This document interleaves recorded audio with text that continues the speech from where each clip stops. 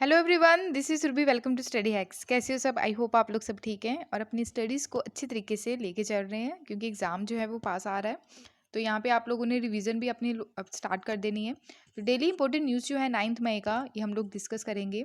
तो पूरी वीडियो को आपने ध्यान से सुनना है, एनालाइज करना है, और कोई भी डाउट होगा तो प्लीज़ अपने डाउट को कमेंट सेक्शन में ज़रूर शेयर करना है। तो आइए आज का डिस्कशन हम लोग स्टार्ट करते हैं। डे से शुरुआत करेंगे। डे है world red cross day.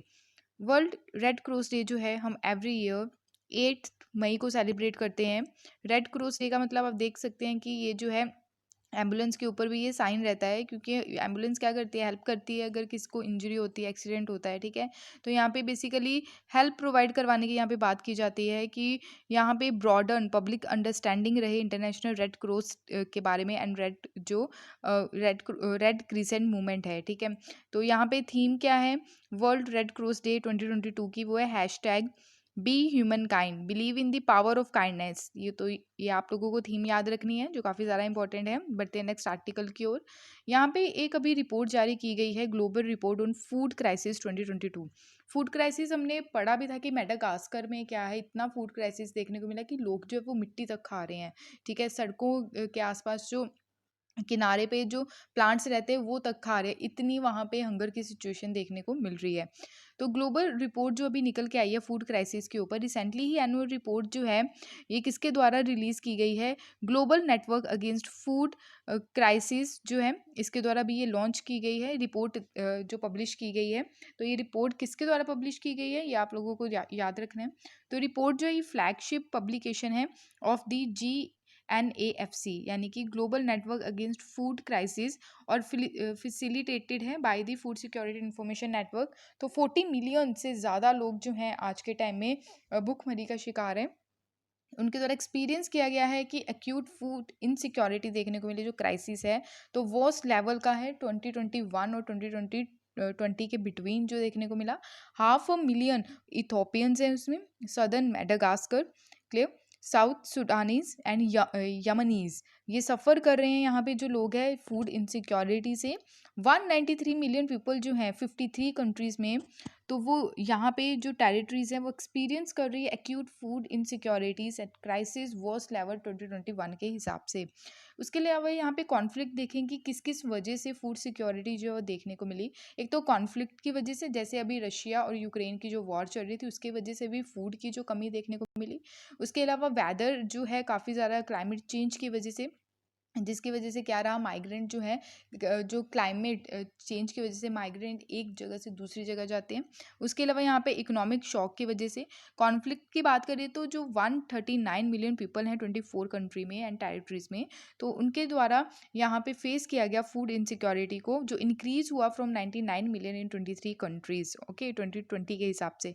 Weather extremes की अगर हम लोग बात करें, यहाँ पे 23 मिलियन पीपल जो है 8 कंट्रीज में और टेरिटरीज में, तो उनके द्वारा यहाँ पे फेस किया गया फूड इनसिक्योरिटी। उसके अलावा 15.7 मिलियन 15 कंट्रीज़ में 2020 के हिसाब से। इकोनॉमिक शॉक की बात करें तो 30 मिलियन पीपल जो हैं 21 कंट्री में जो सफ़र कर रहे हैं एक्यूट फूड इनसिक्योरिटी 2021 के हिसाब से। तो ये कुछ मेन पॉइंट्स हैं जो आप मेंशन भी कर सकते हैं आंसर राइटिंग में। सजेशन की यहाँ पे बात की गई है कि हम लोग कैसे इसको फूड इनसिक्योरिटी जो देखने को मिल रही है अलग अलग रीजन में, तो कैसे हम इसको कंट्रोल कर सकते हैं। नीड है, यानी कि हमें ज़रूरत है एक इंटीग्रेटेड अप्रोच लाने की, ताकि हम प्रिवेंट कर सकें anticipation and better targeting sustainable address and root causes of food crisis, यानी कि इसकी जो फूड क्राइसिस की जो जड़ें हैं उसका पता लगा सकें और चीज़ों को हम सुधार सकें। इसमें इंक्लूडेड है जैसे रूरल पॉवर्टी, गाँव वाले एरिया में बहुत ज़्यादा पॉवर्टी गरीबी देखने को मिलती है, उसकी वजह से भी जो भुखमरी की सिचुएशन है वो ग्राउंड लेवल पे ही शुरू होती है, क्लियर। तो ग्राउंड लेवल पे वर्क करने की काफ़ी ज़्यादा ज़रूरत है। मार्जिनलाइजेशन एंड पॉपुलेशन जो ग्रोथ हो रही है आज के टाइम में, एक एरिया में अगर लैंड कम है वहाँ पे पॉपुलेशन इतनी होगी कि हम लोग जो है एग्रीकल्चर एक्टिविटी बहुत कम कर पाएंगे, जिसकी वजह से फूड की जो इनसिक्योरिटी है वो बहुत ज़्यादा देखने को मिल सकती है, और काफ़ी ज़्यादा वीक है फूड सिस्टम, उसको हमें स्ट्रॉन्ग करने की ज़रूरत है। उसके अलावा यहाँ पे रिपोर्ट जो है डेमोन्स्ट्रेटेड जो नीड है, यानी कि ग्रेटर प्रियोरिटाइज, यानी कि प्रायोरिटी देने की काफ़ी ज़्यादा ज़रूरत है जो स्मॉल होल्डर एग्रीकल्चरर हैं, ठीक है। और उसके अलावा यहाँ पे ह्यूमैनिटेरियन रिस्पॉन्स देने की काफ़ी ज़्यादा ज़रूरत है।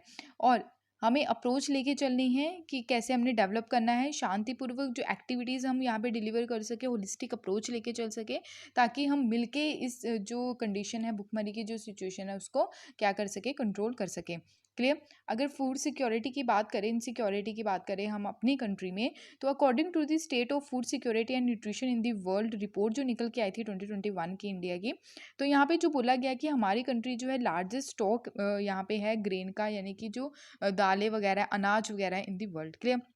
तो उसमें 120 मिलियन टन जो है एज ऑफ 1 जुलाई 2021 के हिसाब से तो अकाउंट किया गया है कि a quarter of the world food insecure population. South Asia जो है, सिर्फ साउथ एशिया में ही अकाउंट किया गया 36% ग्लोबल फूड इनसिक्योरिटी। क्लियर है?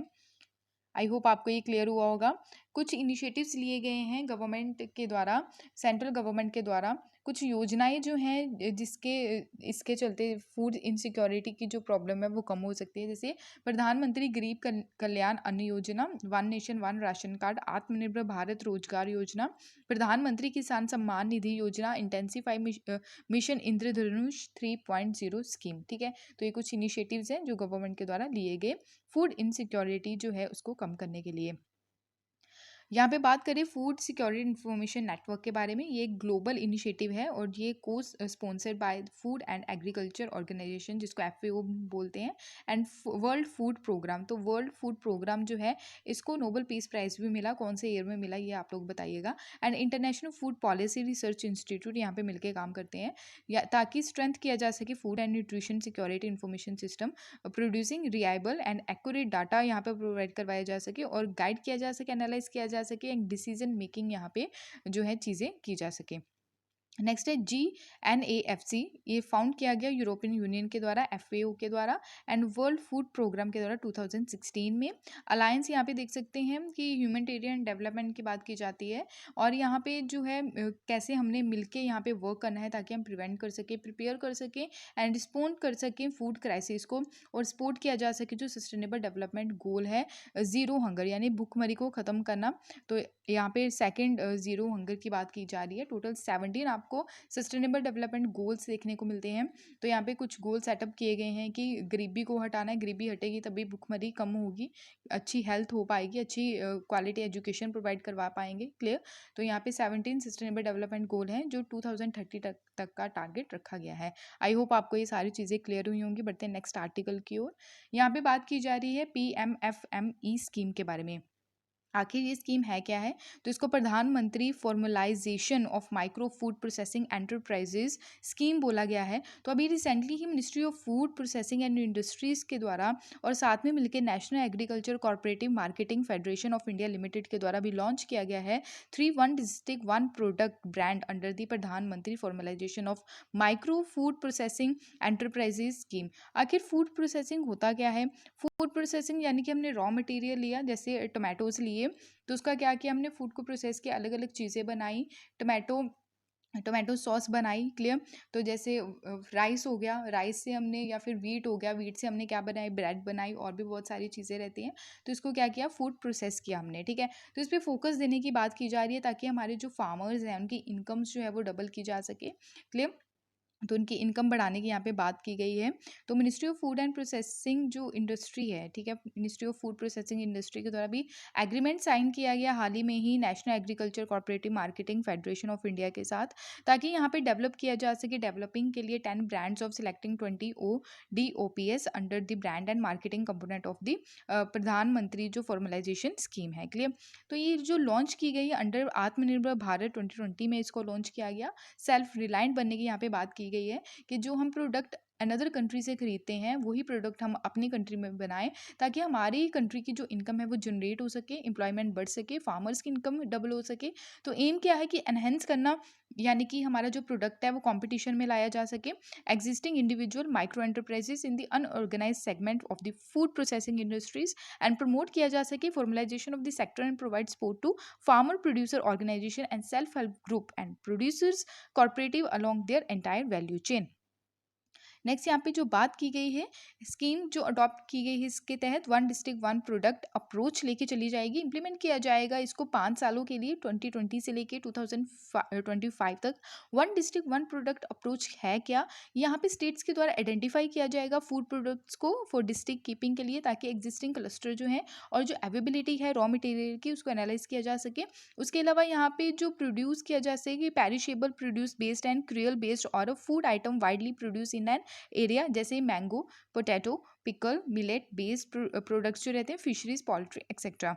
और ये जो स्कीम है ये सेंट्रली स्पॉन्सर्ड स्कीम है, यानी कि दो तरह की स्कीम्स रहती है, एक सेंट्रल स्पॉन्सर स्कीम होती है, एक सेंट्रल सेक्टर स्कीम होती है।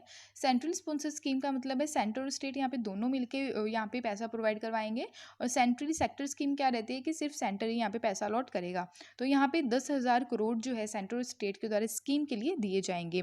उसके अलावा यहाँ पे बात करें NAFED के बारे में, ये एक अपेक्स ऑर्गेनाइजेशन है, marketing corporative for agriculture produce in India, found किया गया 2 अक्टूबर 1958 में। और ये रजिस्टर किया गया है इसको multi state corporative society act 2002 के तहत। और ये one of the largest procurement है, और इसी के साथ साथ मार्केटिंग एजेंसीज जो है फॉर एग्रीकल्चर प्रोडक्ट के लिए यहाँ पे वर्क करती है। यहाँ पे हम लोग बात करते हैं कि यहाँ पे जो प्रधानमंत्री जो फॉर्मलाइजेशन जो स्कीम है, यहाँ पे वन डिस्ट्रिक्ट वन प्रोग्राम की यहाँ पे बात की जाती है।